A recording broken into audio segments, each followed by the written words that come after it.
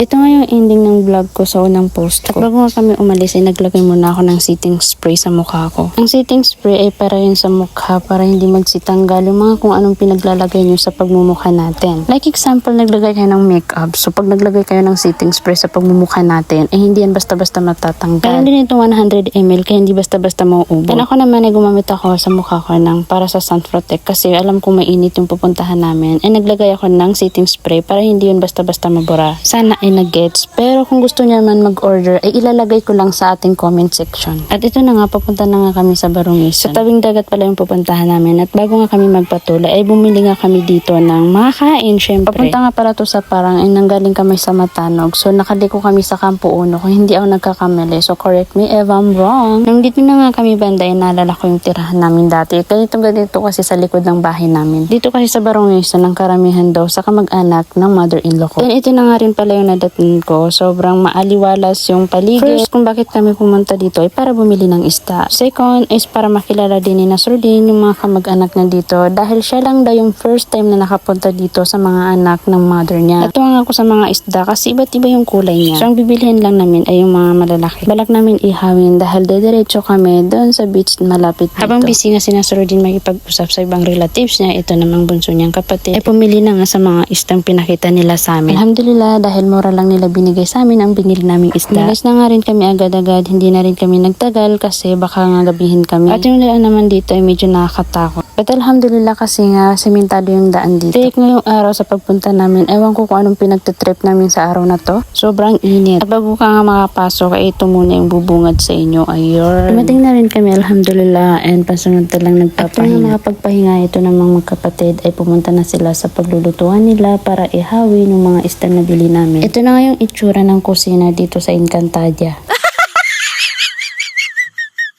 Nalinisan na nga rin tong mga serena na uulamin namin. Galing to sa Korean Barungisan. At ito na nga, isasalang na ang mga contestant. Round 1 pa lang to, pero yung gutom namin round 10 na. Hindi kasi kami nakapaghapunan, so ito yung result. Kumakalamang bawat sikmura. Buti na nga lang ipaluto na rin to and may dala naman kaming kanin, so kakain na lang kami after this. Naluto na rin sa wakas itong mga sirena na uulamin namin. Diba ang special? May ulam kaming sirena. Grabe guys, ang lakas ng hangin dito sa Korea.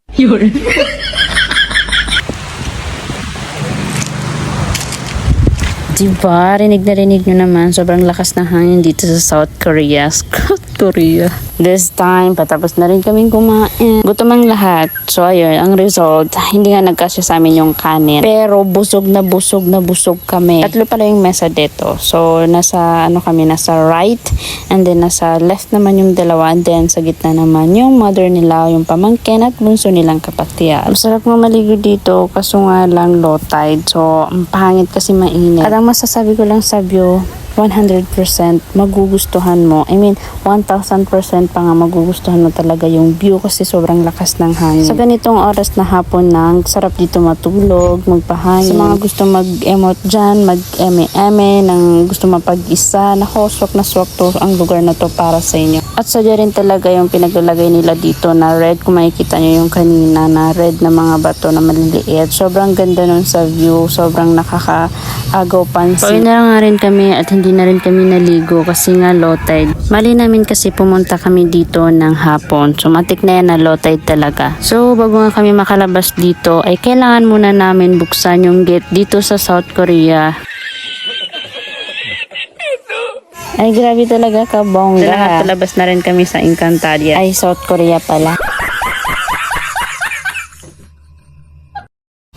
Sa sobrang init ng panahon, pagpunta at pauwi ay sobrang init pa rin talaga. So, ini-enjoy na lang namin. Anyway, may dalawang beach pala dito na pwede nyong puntahan. Yung isa walang bayad, yung isa naman ay may bayad. So, 100 each daw yun, sabi ng bunso ng kapatid ni Nasruddin. Pero dun sa pinuntahan namin ay walang bayad doon kahit piso. Tingnan nyo yung mga bato dyan sa taas. Yung daan dito nakakatakot eh. Ang nakakatakot dito kapag laging umuulan tapos biglang mag-landslide, yun yung nakakaloka. So ito nga pala yung second na pwede yung puntahan na beach. So may bayad dito. Dito lang yung liliko. Ayun. Nag-tiktok na rin ako para may remembrance. Sarap kasi lang happy ng hangin. Bukod doon, maganda yung filter na gamit ko. Nakakatawa pati yung bata. Pauwi na nga rin sila at dito ko na lang din tatapusin. Follow for more. Be humble. Bye!